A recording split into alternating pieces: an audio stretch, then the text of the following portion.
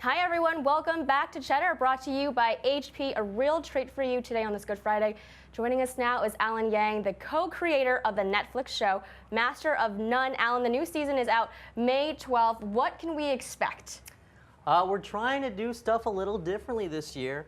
We decided, we just want to be more ambitious, more original. We not only want to do stuff we haven't seen in other shows, but we didn't want to repeat what we did last season. So, we'll take a few risks here and there. So it's going to be totally different, it sounds like. Your accolades go on and on, writer, producer, director, actor as well. Many people also know you from Parks and Recs, and so are you going to be making any appearances in the second season? I'm not in the second season, but you can hear me yelling direction at Aziz throughout the season.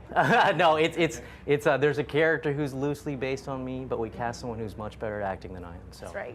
He plays me in the show. Guys, we're live on Twitter, so if you are watching and you have questions for Alan, please tweet at us, hashtag Cheddar Live, hashtag Friday Cheese, and of course, hashtag, or at Cheddar rather.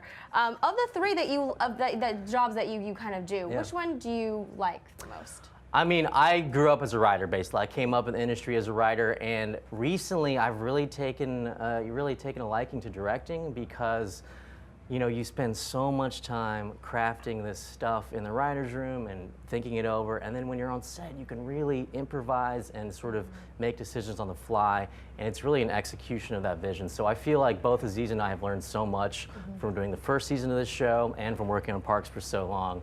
But I feel like we're just stronger writers, stronger directors this year. Is it a case where you want to do the whole thing? You want to see the whole process through? You want to write it, you want to cast it, then you want to direct it too, so it almost feels fully your own? Absolutely. And we do that with a schedule too.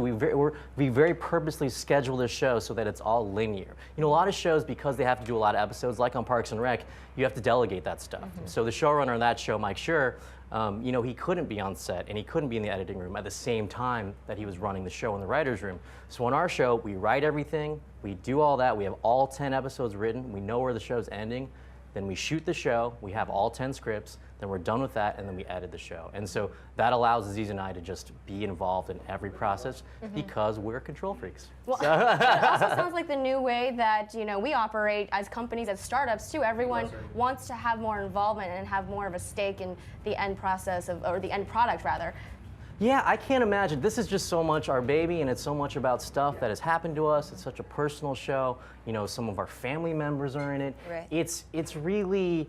I just couldn't imagine handing it off and being like, okay, just someone else is going to direct this or someone else is going to write this. It's very much a personal project for us, and we're very passionate about it. So that's why we tend to not micromanage, but really, pay attention to every detail. And on that personal note there, how much of your real life is influenced by or wrapped into the show so that if family and friends are watching, they're like, wow, I totally know exactly what he was talking about? There's an episode that I have not yet told my dad about that he might be surprised to see. It's not totally based on his life, but it's pretty funny, and I think he might be surprised to see it.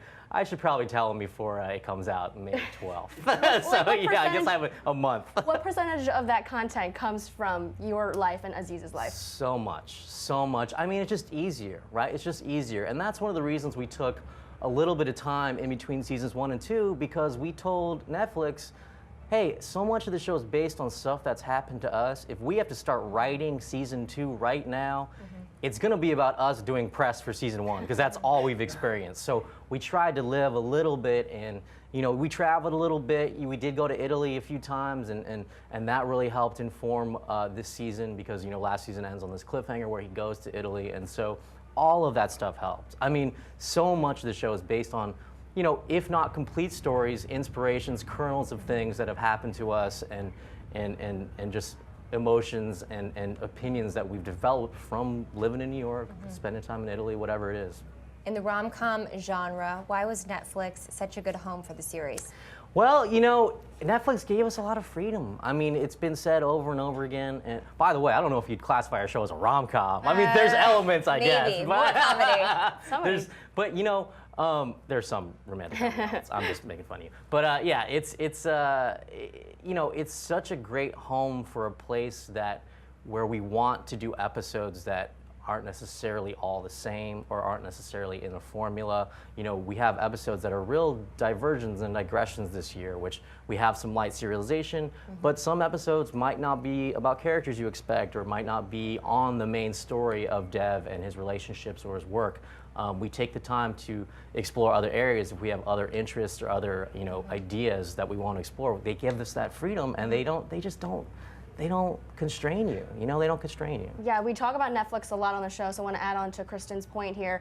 They have announced that they're investing $6 billion in original content, that their budget, right? Yeah. When you hear figures like that, how... Most of that's going to me. I was just going to say... $4.5 billion goes right to me. Is that different from the way that traditional production companies and networks advertise the way that they might pick a new show? And so when you hear a figure like that, you know, are you... Well, you tell me. Well, it gives me a little bit of ammunition when I ask for more money for an episode, number one. Number two, I think they're in a mode right now. I can't speak for Ted Sarandos or the people at Netflix, but I think they're in a mode right now where they're excited about making new stuff, and they're building this platform where, you know, I've talked to them about this, and maybe you've heard the same thing, where they say, we're not competing with other networks, we're not competing with HBO, Showtime, FX, whatever. We're competing with television, we're competing with cable, they want to do every kind of programming, you know? And so when we sold our show to Netflix, they had 2 shows. They had House of Cards and Orange is the New Black. Right. And now they have considerably more than 2 shows. You know, they have 2 shows coming out every day. Yeah. So it's an exciting place to be, and I've been thrilled to work with them. They've been great partners, and I couldn't see our show doing as well anywhere else. I was going to say, how do you look at that? I mean, with more shows, more content on the service, do you look at it as if it sort of dilutes maybe some of the attention from your series or not? I think, look, it's a situation where you just have to stand out. I mean, you really have to be good. I think there's a situation where, you know, they're not maybe going to promote every show in the same level, but things find an audience, right? I mean, Stranger Things last year probably wasn't promoted as heavily as some of their other shows, but it found an audience. And Making a Murderer the year before that came out at Christmas time, and I don't think they thought that 6-part documentary or whatever it was going to be a massive hit, but it hit for whatever reason. So it's that thing where, you know, you just have to proceed with caution and really, you know, do the best you can on your particular show or movie and hope that it finds an audience. I mean, that's the reality. I think, you know, whether or not there are a million shows on Netflix, there's a million shows in general. It seems like every person in the world has their own show now. So it's like, yeah, exactly. You guys got your own show. It's great. You know, it's like. I think so too. Yeah, someone just walked up and gave it to you, right? You just, totally. you was on the John street, was like, here. you guys were walking by. I want to go back to your creative process a little bit.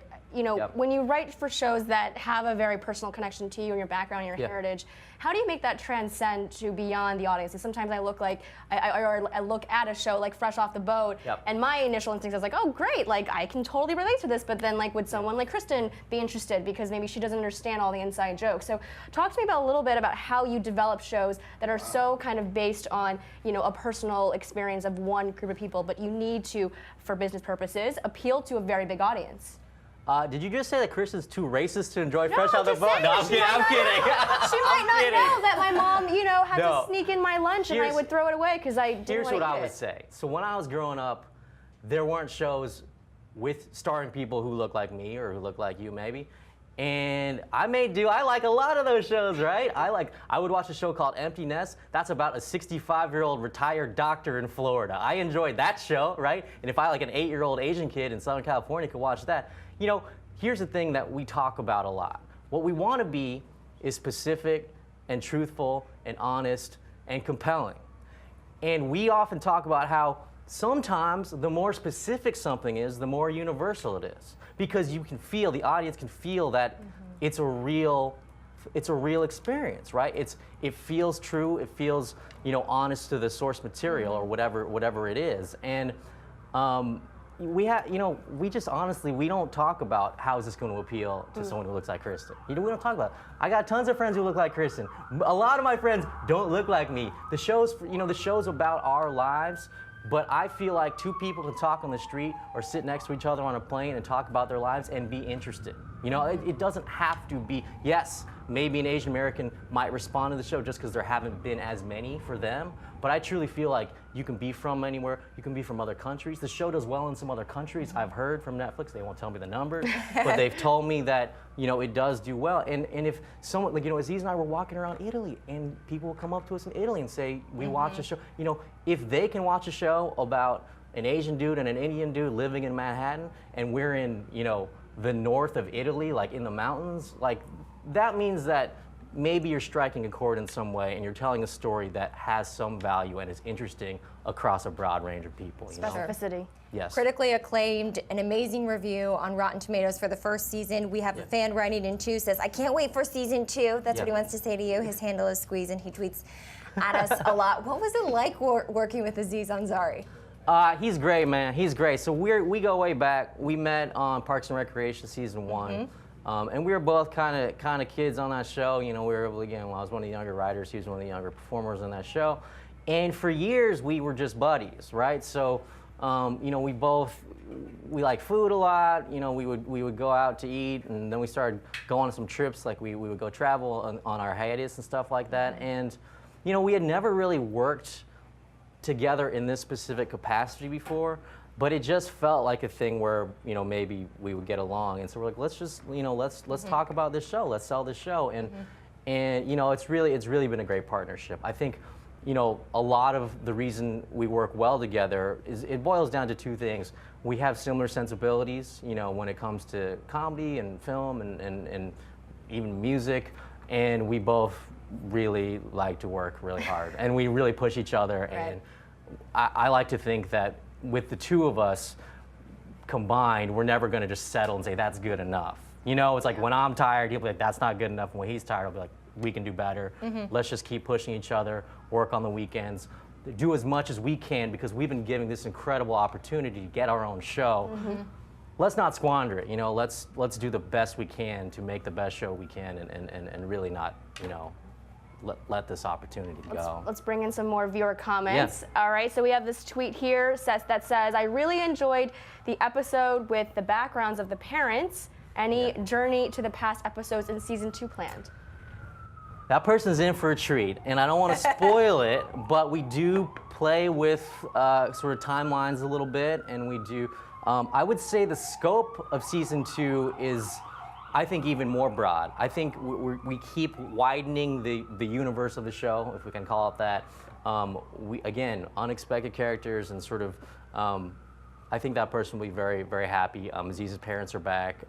The guy who plays my dad, Clem, is back, and we'll see those characters again, and we'll see the histories of maybe some other characters too. The guy who played your dad in the last season says that he wants me to tell you to sincerely thank you for creating such a milestone series. Stephen Lynn says that resonated with so many of us on a personal level.